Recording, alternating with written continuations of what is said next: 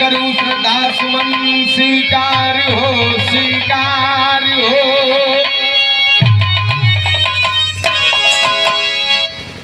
अरे जप तप जोग सद पूजा पाठ भक्ति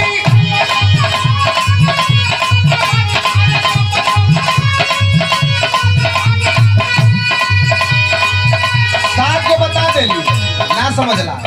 जप तप योग साथ पूजा पाठ भक्ति 7 ठे हो गए 3 ठे बाकी है। अरे जप तप जोग सद पूजा पाठ भक्ति आरती हवन भक्त पर हो गल 10 ठे। जप तप जोग साध पूजा पाठ भक्ति आरती हवन व्रत। अरे माई के मोबाइल नंबर ये नंबर हो माई के मोबाइल।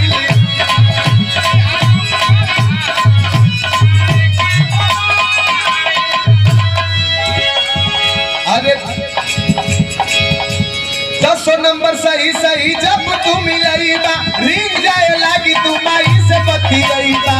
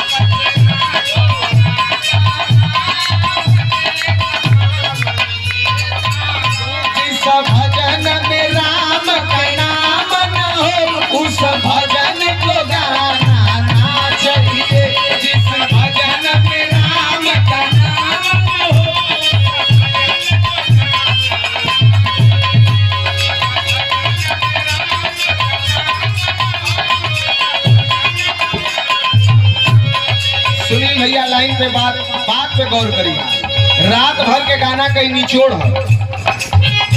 बेटा कितना भी लायक हो उसे सर पे चढ़ाना ना चाहिए। लड़का कितनो लायक हो कितनो कमाए लेकिन ओके कपारे न चढ़ावे के चाहिए। सही है।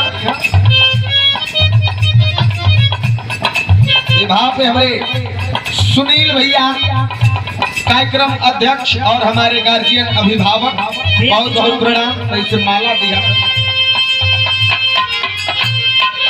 जोरदार ले ले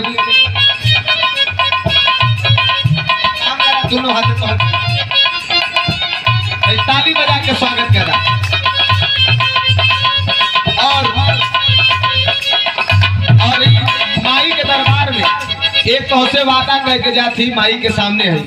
जब फोन करवा यहाँ से भैया आके गावे के हो आए के गाई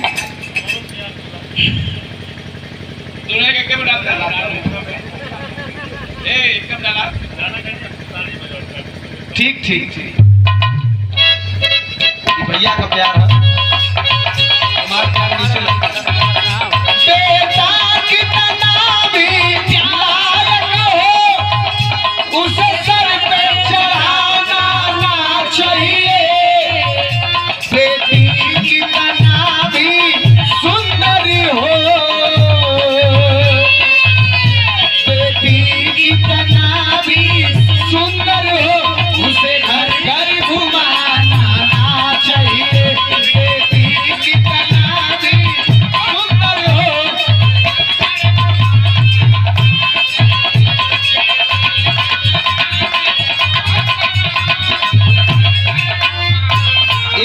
बेटी कितना भी सुंदर हो उसे घर घर घुमाना ना चाहिए।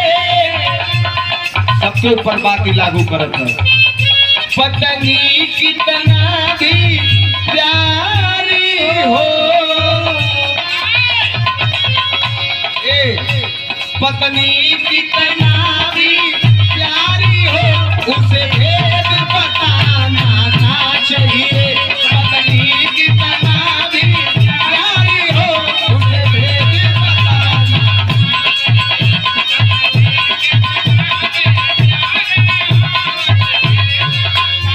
और ये पूरा पुरस्कार हमारे अभिभावक, हमारे गार्जियन सुनील भैया, बहुत बहुत प्रणाम हो आपके। भैया के छोड़ो अपना आशीर्वाद की चारे। पत्नी कितना भी प्यारी हो उसे भेद बताना ना चाहिए। और एक बात,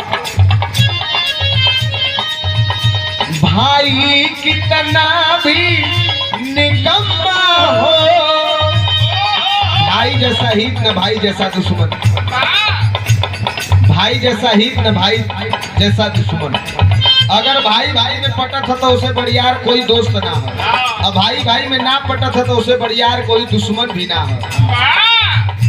कहना हो भाई कितना भी निकम्मा हो, बस दुराव